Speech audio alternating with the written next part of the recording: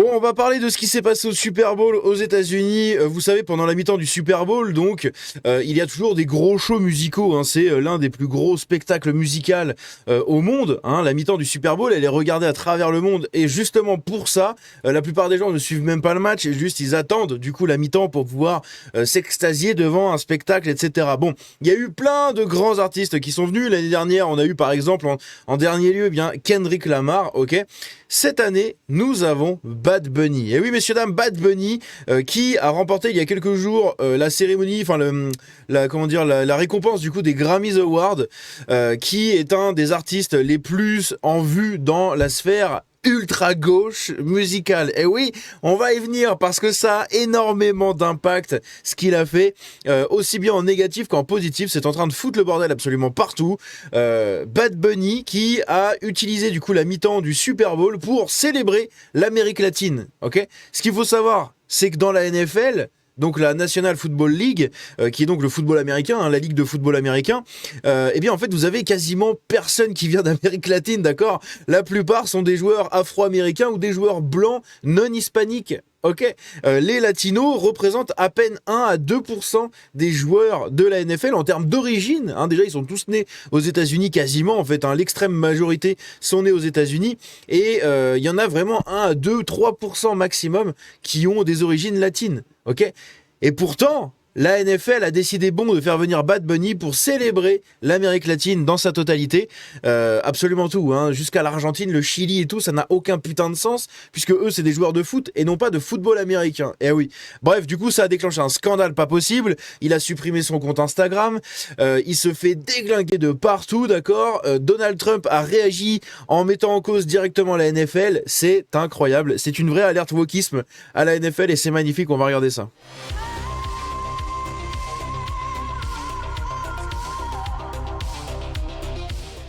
Donc pour ceux qui connaissent pas Bad Bunny, eh bien c'est lui à droite, ok. Pour vous montrer, hein, on va en parler juste après, mais la plupart des latinos, hein, des espagnols, etc., le voient en fait comme une baltringue. Littéralement en fait, hein. Il le voit vraiment comme une tanche et en fait il y a beaucoup de gens qui ne l'aiment pas parce qu'il représente cette gauche idéalisée d'un mec qui est hors système en fait totalement et qui pourtant se dit représenter l'Amérique latine tout en ayant un discours ultra communiste, chose que l'Amérique latine n'en peut plus, hein. Et on le voit avec les votes en Amérique latine, la plupart des pays passent à droite toutes, ok.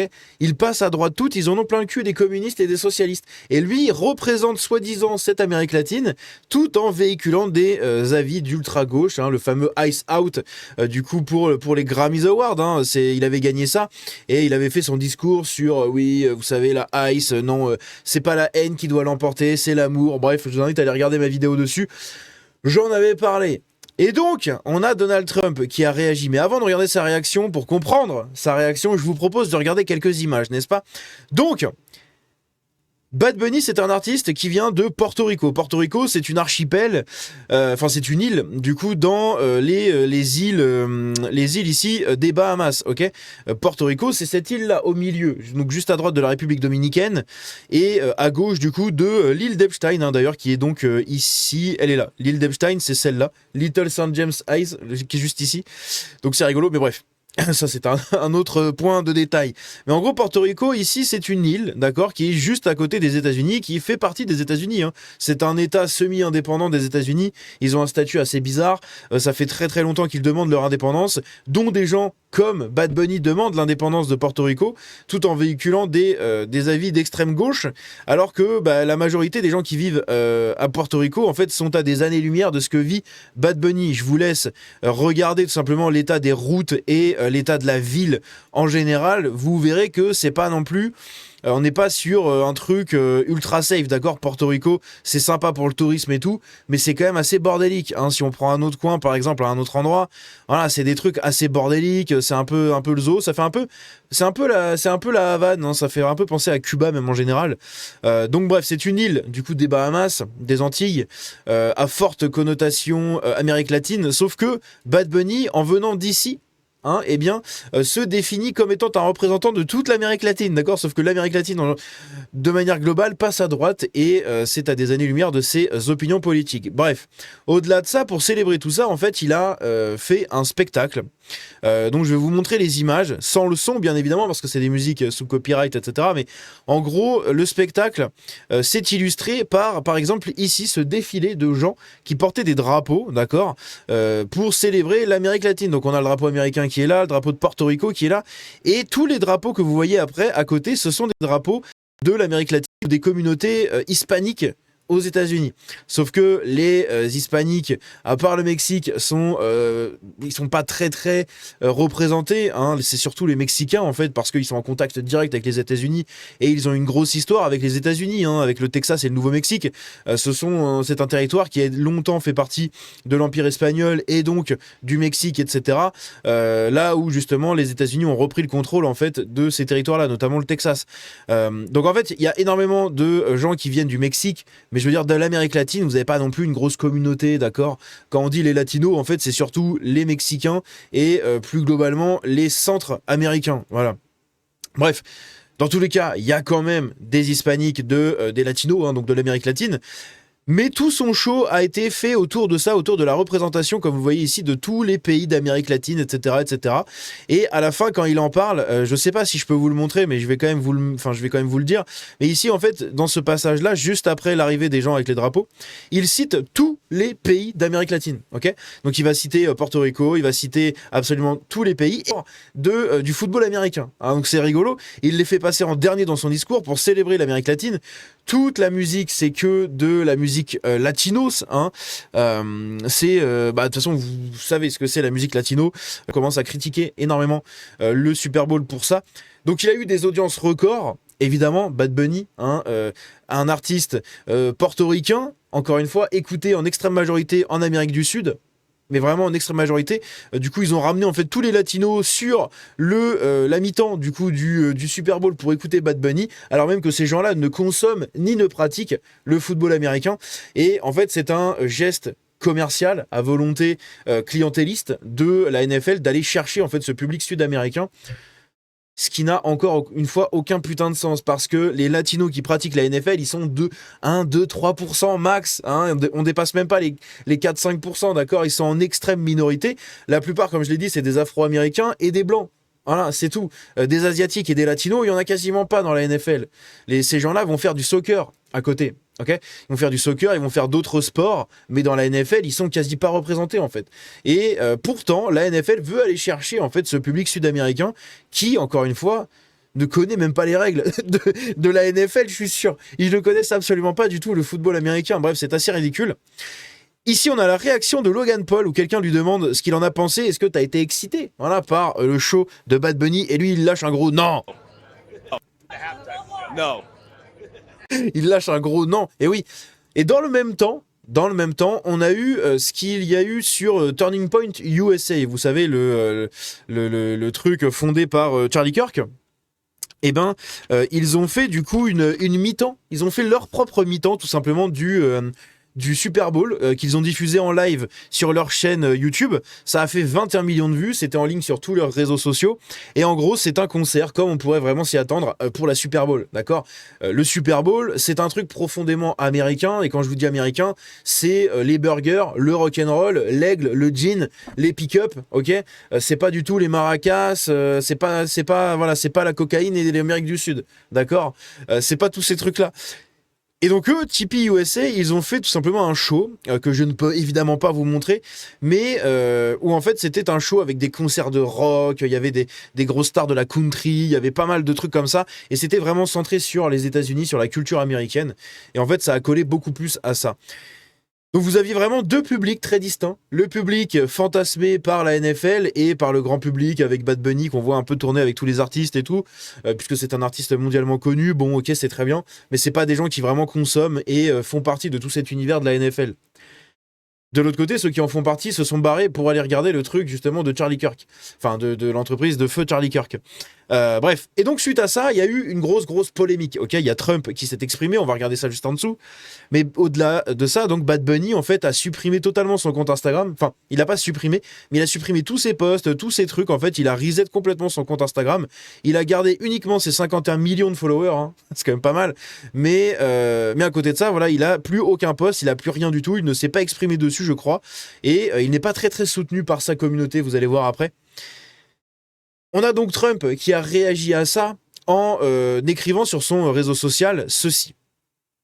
Le spectacle de la mi-temps du Super Bowl est absolument horrible, l'un des pires de tous les temps, il n'a aucun sens, il est une insulte à la grandeur de l'Amérique et ne représente en rien nos normes de réussite, de créativité ou d'excellence.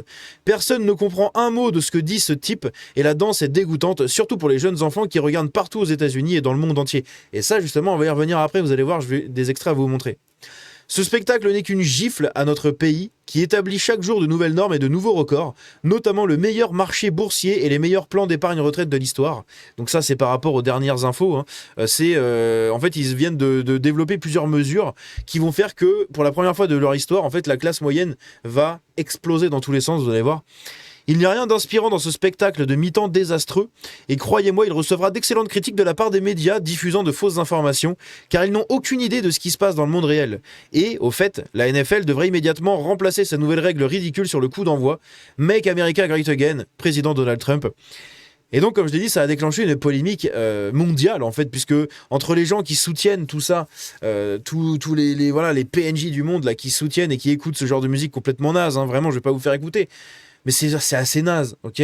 C'est entraînant, ça fait danser, mais les paroles, franchement, ça n'a rien à envier à notre rap français actuel, hein. C'est vraiment le même genre de paroles. C'est ouais, j'ai baisé des meufs, j'en ai baisé plein, je vais toutes les baiser, super, j'ai du fric et j'ai des meufs. Voilà, ça se résume à ça en gros, hein. C'est 5 paragraphes et t'as compris la totalité de la musique. Ce qui marche, c'est juste les rythmes entraînants, latino, hein. Même moi j'aime beaucoup ces sonorités, parce que ça fait danser, parce que ça ambiance. Et comme je suis quelqu'un qui ressent vraiment profondément la musique, bah, c'est quelque chose qui me touche aussi. Mais il est vrai que du Bad Bunny, bon, c'est bof quand même, hein. C'est très moyen comme créativité. Les latinos ont beaucoup plus à offrir que Bad Bunny, mais c'est lui, et écoutez, qui a le plus gros de l'audience. Et ici, justement, très intéressant, on a un extrait, je vais vous couper la musique, mais regardez ça. C'est un extrait du coup diffusé pendant le show, où en fait à un moment vous avez un plan de caméra et vous avez deux mecs comme ça qui sont en train de se frotter d'une manière absolument sensuelle. Et l'autre derrière qui se frotte à la bagnole et tout, ils ont tous des danses comme ça. Il y avait des meufs qui twerkaient, Bad Bunny se tenait plusieurs fois à la table en mode rappeur et tout, enfin c'était, putain, c'est lunaire bordel, c'est lunaire. Pour un spectacle qui célèbre la grandeur de la culture américaine, de la culture, comme je l'ai dit, un rock hamburger, football américain, pick-up, putain, il n'y a rien de plus américain que ça. Et pourtant, vous avez un spectacle qui est célébré par tous les boomers latinos, voilà, qui sont contents. Oui, ils représentent notre culture. Mais bande d'enculés, vous regardez même pas la NFL, vous savez même pas, vous connaissez même pas les règles, comme moi en fait, comme moi, ok. Si demain la NFL devait rendre hommage à la culture française ou européenne, ça n'a aucun putain de sens, d'accord ? C'est américain, c'est pas européen. Moi, je regarde pas, je regarde même pas le foot, je regarde rien du tout. Mais la NFL, c'est inconnu en France au bataillon, d'accord ? Il y a très peu de gens qui regardent ça. Sérieusement, en tout cas, il y en a beaucoup qui disent qu'ils regardent juste pour se donner un style, mais il y en a très peu qui regardent vraiment comme un vrai match, enfin comme un vrai sport qui est diffusé partout en Europe, etc. C'est essentiellement nord-américain. D'accord ? Et pourtant, vous avez tous les gens qui bandent, qui sont contents parce que Bad Bunny est venu pour rendre hommage à leur culture, mais c'est n'importe quoi. C'est lunaire, franchement, c'est lunaire. Donc il a détourné le God Bless America en slogan à la gloire de tout le continent, puisqu'en fait, au début de son truc, juste ici, quand les drapeaux arrivent, donc les drapeaux arrivent ici, là il prend la parole, et ici il dit God Bless America, et après il parle Porto Rico, Nicaragua, Honduras, Argentina, machin, et là il énumère en fait tous les pays d'Amérique latine, ce qui n'a aucun putain de sens. C'est seulement pour contenter en fait son audience d'ultra gauchistes. Le petit truc rigolo, c'est qu'à côté en fait il y avait plein de buissons, et les buissons en fait c'était des acteurs. C'était des gens qui étaient payés pour déguiser en buissons, et en fait tous les buissons que vous voyez ici partout autour, c'est des gens. C'est des gens qui sont cachés. Et les gens, ils étaient super émus d'avoir été des petits buissons pour le concert de Bad Bunny.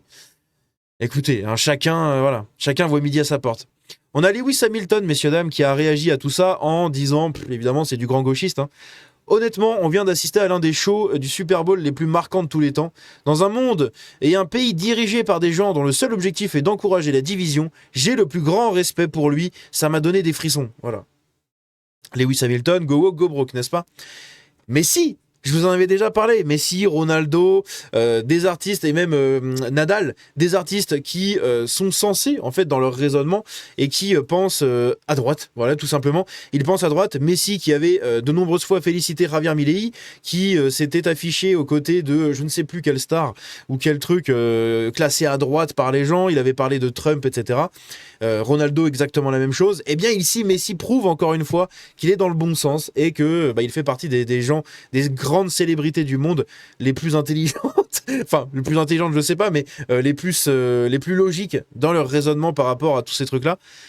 Parce qu'en fait il a dit ceci: je n'irai pas avec mes enfants et je ne les laisserai pas voir ce DP à l'envers, un police départemental sur scène, voilà. Bah oui, parce que Bad Bunny c'est lui, hein, c'est pas non plus on est loin d'un rocker ou d'un mec, voilà, je ne sais pas. Même Kendrick Lamar à côté, c'est un mascu, quoi. C'est quand même incroyable. Alors que Kendrick Lamar fait 1m60, hein, donc bon. Hein. Ensemble, nous sommes l'Amérique. Le show très politique de Bad Bunny lors du Super Bowl, Trump en colère. Voilà. Le Parisien, journal de traître financé avec nos impôts. BFM qui nous dit des mouvements ouvertement sexualisés. Un élu républicain réclame une enquête sur le spectacle indécent de Bad Bunny au Super Bowl. Évidemment. Et donc ici, on a une vision du public. Une vision du public en fait pendant le spectacle. Voilà, ça a l'air d'ambiancer beaucoup de gens. Hein. Ce qu'il faut savoir, c'est qu'en fait, les gens ne parlent pas espagnol. Ok, aux États-Unis, ils parlent très très peu espagnol.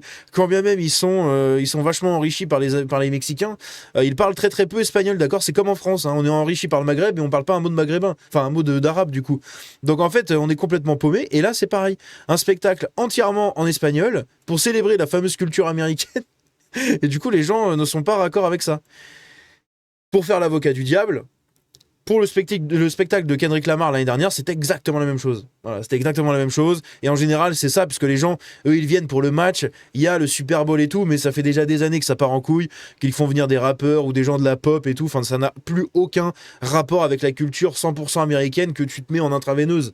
Voilà, à base de rock, de camions, d'aigle, de désert, hein, de burgers, de coca de 3 litres. Enfin bref, ça n'a plus rien à voir en fait. C'est devenu un spectacle de trinque-balle, tu vois. Et ici, du coup, on a Ariana Grande, pareil, grande figure du wokisme ultra-gauchiste, hollywoodien et de l'élite, qui nous dit « Ensemble, nous sommes l'Amérique. Oh yeah, trop bien !» Ah, super. Incroyable. Et donc, regardez ici. Il se fait critiquer, je vais pas vous montrer tout l'extrait, mais ici, on a un latino qui critique, tout simplement. Donc, c'est... comment il s'appelle Ringo Starr, voilà, Ringo Starr. Qui critique en fait Bad Bunny, ça date du 30 septembre 2025, messieurs dames, et tout simplement il va dire les termes. Voilà, il va dire les termes sur Bad Bunny, comme quoi c'est un putain de communiste, etc. Écoutez ça. You might not like the truth, but I'll never tell a lie. Bad Bunny, when you speak for Latinos, you speak for your fucking self, homeboy. Somebody. Voilà, donc en gros il dit Bad Bunny, quand tu penses parler pour les Latinos, tu parles uniquement pour toi. Who actually lives in Puerto Rico. En tant que quelqu'un qui vit actuellement à Porto Rico, donc lui là, eh bien il peut nous dire que la majorité des gens en fait, qui l'appellent du coup Benito le communiste, voilà, puisqu'il s'appelle Benito Antonio, c'est son nom, son vrai nom, et les gens l'appellent Benito le communiste. Hein, c'est marrant, on avait Benito Mussolini. Est-ce qu'il y aurait un rapport avec ça? On ne sait pas. Donc Benito le communiste, parce que des gens comme lui, comme Bad Bunny en fait, viennent dire une vérité qui est absolument n'importe quoi. Donc ok, c'est un très très bon musicien, etc. Mais il a du coup also have garbage politic views, voilà, political views. Donc donc c'est un artiste incroyable et tout, mais il a des visions politiques absolument dégueulasses et qui puent la merde. Hein. Bref, en gros c'est ça. Hein. Donc bref, avec le Super Bowl, etc., il en fera du coup un spectacle. Donc à Porto Rico, Bad Bunny fait partie de la classe politique qui veut l'indépendance du coup pour Porto Rico. Il a des vues d'extrême gauche, voilà, il chante uniquement avec de l'autotune, etc. Beaucoup de gens pensent que c'est un... hein, ok, vous avez compris. Un monsieur de l'autre bord, politique, de l'autre bord, pas politique, mais de l'autre bord. Bref, donc c'est un modèle pour beaucoup de garçons, etc. Et en gros, il encourage la féminisation des mecs, hein, selon ce gars-là. Ce gars-là, quand on l'écoute parler, là, Ringo Starr, je connais son nom me dit quelque chose, hein, Ringo Starr, mais je saurais pas dire qui c'est, mais son nom me dit quelque chose. Alors je sais pas, ça doit être un mec qui doit être connu sur les réseaux et tout, mais lui, il est déjà un peu, hein, il a déjà une couille et un pied de l'autre bord, d'accord. Et pour que ce mec-là dise qu'un mec est encore plus efféminé et tout, c'est que c'est vraiment ouf. Hein. De toute façon, vous avez vu de Bad Bunny comment il est. Donc voilà, hein, il crie du coup l'indépendance pour Porto Rico, etc. Mais il est en train de faire tout ça du coup de sa maison de Malibu. Voilà, Malibu qui est... pourquoi j'ai cliqué à côté, je sais pas. Donc de sa maison de Malibu. Bref, donc il veut que tout simplement tous les portoricains puissent en gros se lever pour l'indépendance, etc. Mais voilà, c'est le cliché de l'ultra-gauchiste qui vient d'une petite île pauvre, enfin moyennement pauvre on va dire, des Antilles, hein, des Antilles et de l'Amérique centrale, des îles comme ça. Et tout simplement, en fait, ce mec-là habite du coup à Malibu apparemment, et puis il doit partager en fait des trucs avec des maisons, des domaines qu'il doit avoir sur le territoire américain ou même en Amérique latine, un peu partout. Voilà, c'est un artiste millionnaire ultra blindé, hein. Mais c'est rigolo en fait, parce que c'est toujours le même cliché. C'est ces gens qui viennent de là-bas, qui deviennent très très riches, qui n'ont plus aucun rapport avec les gens qu'ils prétendent défendre et qui les défendent d'une manière catastrophique. Bref, n'hésitez pas à me dire ce que vous en pensez dans les commentaires, mais j'ai trouvé ce sujet assez intéressant et je voulais absolument en parler. J'ai oublié de le faire l'autre fois, donc voilà, ça date du 9 septembre, du 9 février, je veux dire.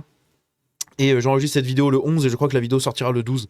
Donc bref, maintenant vous êtes au courant, vous n'avez plus qu'à me dire ce que vous en pensez dans les commentaires. On se dit à la prochaine, prenez soin de vous, ciao.